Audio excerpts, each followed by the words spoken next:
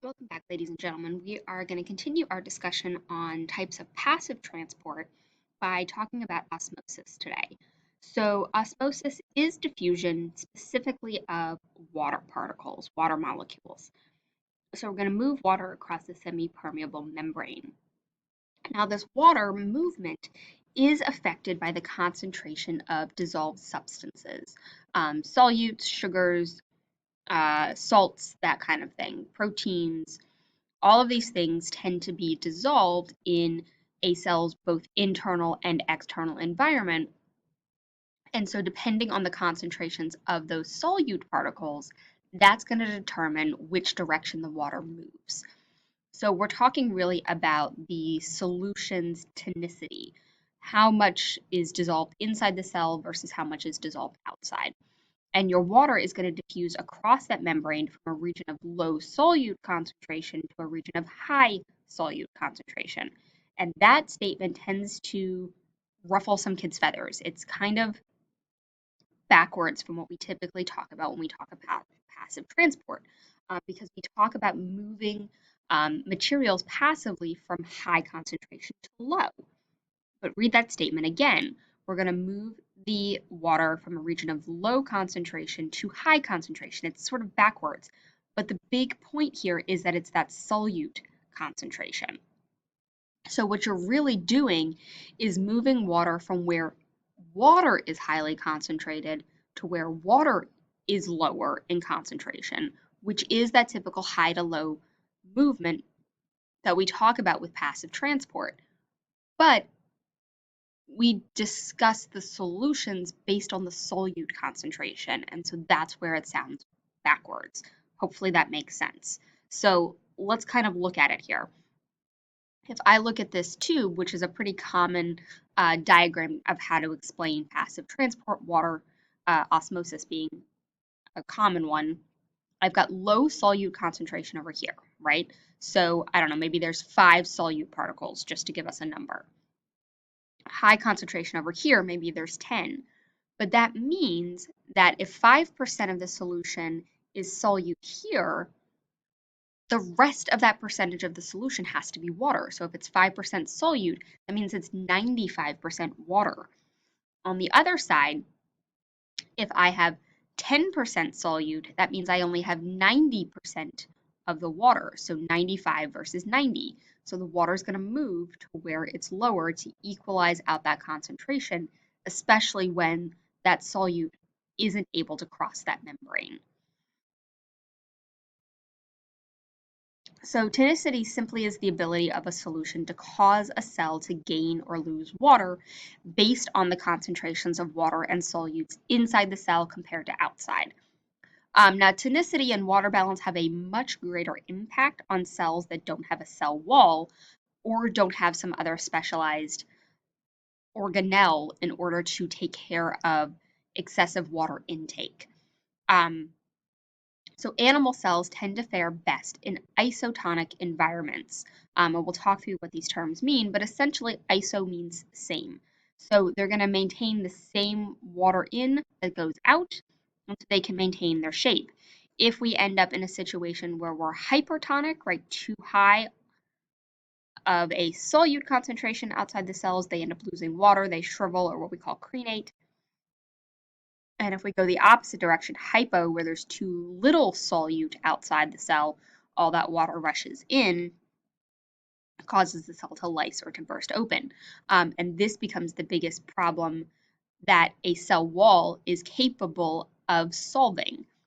Because in your plant cells, we're actually going to see that hypotonic is actually best for them because that cell wall prevents them from taking in too much water, kind of gives them a girdle, but it gives them additional support by creating turgor pressure. So again, isotonic means that they're the same. The concentrations of solutes, sugars, salts, whatever the case might be, is the same inside the cell as is outside, which also means that the water concentration is the same on either side of the membrane. As a result, there is no net movement of water. Now, that word net is once again really important here because the water is moving across that membrane. It's just moving in and moving out at the same rate. So for every water molecule that moves in, a water molecule moves back out. And so they essentially cancel each other out. They net no difference. Your hypertonic solutions, on the other hand, hyper means too much. And in this case, there is too much salt inside the cell, not enough outside. And so that water molecule ends up rushing outside the cells to balance out. All right, so too much water inside the cell, not enough outside. Too much sugars or salt outside the cell, not enough inside. And so those cells end up losing all of that water to the outside, or at least a lot of it, until it reaches that state of equilibrium. If that cell loses too much water, we'll talk about the plasma lysing, or you may come across the term crenating, particularly with animal cells. And this is a bad situation for everybody. Nobody does well in this kind of environment. And it's why we use things like excess salting or lots of sugary syrups to preserve foods. Why did those traveling on the Oregon Trail pack their food in salt? Because it not only salted the meat itself, but what they didn't understand was that they were also putting things like bacteria and molds that would have spoiled the food into a hypertonic environment. As a result, caused them such distress to the fact that they lost all this water, and so they couldn't reproduce. It killed them. And so that was able to preserve their meats as a result of that. And hypotonic is the opposite. So now the concentrations of solute is so low outside the cell, but much higher inside, that there's more water outside, not enough inside, and so that water rushes into the cell, and that can cause the cell to burst or lyse open if it gains too much water and doesn't have a way to prevent the excess intake. So this one, not such a bad situation for plant cells because they have that cell wall to prevent the excess intake of the water. Animal cells do not have that ability, and so they will lyse or burst open if they take in too much water. It's like overfilling a water balloon and it just explodes everywhere because the latex, the rubber, isn't meant to stretch that far. And that's the same thing with a cell membrane of an animal cell. It's not meant to expand that much, and so it just blows it apart. So cells walls help to maintain that water balance in those plant cells by creating turgor pressure. So again, your plants don't have a skeletal system. And so this turgor pressure that ends up building up by filling up their central vacuole and pushing out against that cell wall is actually going to be what allows them to have that stability to stand upwards. So a plant cell that's turgid is typically in a hypotonic environment. It's filling up that central vacuole. It's pushing out against that cell wall. The cell wall is pushing back, and you get this elastic give and take that's going on.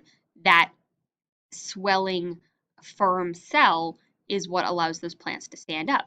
If you don't water your plants for a few days, you probably notice that they start to kind of wilt or limp over. And what we would look at that point is those plant cells going flaccid. So they're not necessarily dead. It's just that that cell wall is pushing harder in than the filling of that central vacuole and the pressure pushing back out. And so they're shrinking in on themselves as a result.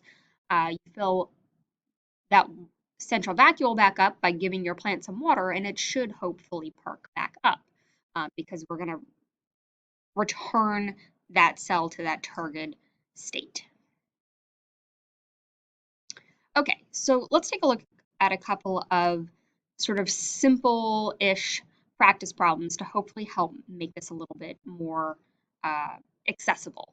So if I've got a solution A, let's assume it's in one of those U-shaped tubes, right?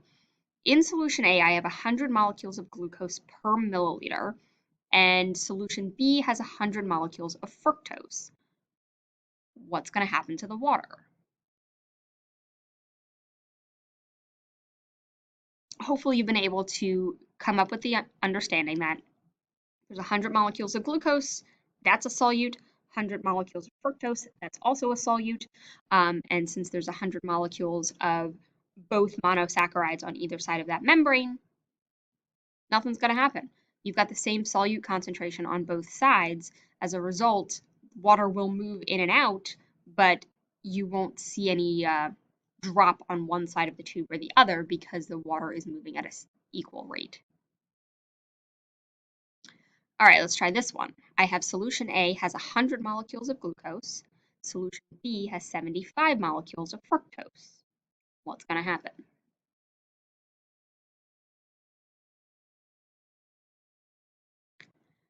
So solution B is going to end up losing some of its water over to solution A. So that net water of movement is going to go away from solution B, which has more water than solution A. If you think of these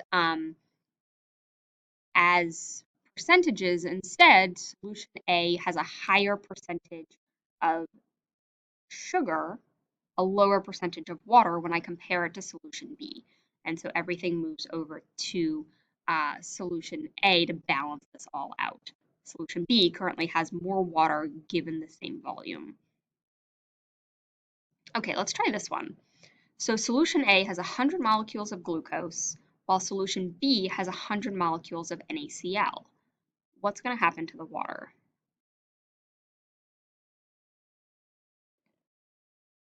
So this one's a little trickier.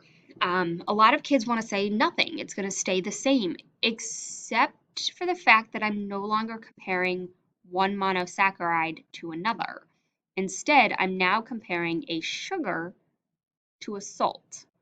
And if you remember back when we talked about what happens when salts dissolve in water, back when we talked about water properties, those sodium chloride molecules disassociate. They come apart. They become sodium ions and chloride ions. And so we have to consider the fact that that ionic compound dissociates. As a result, I actually have 200 molecules, 200 particles in terms of different ions per milliliter in solution B, where the sugar can't fall apart like that because it's a covalent compound instead of an ionic one. So solution A maintains its 100 molecules of glucose, while solution B has 20 molecules between the sodium and the chloride ions coming apart separately. So as a result, I actually have more solute in solution B. So the water is going to move from solution A to solution B until the solutions have equal concentrations of solute.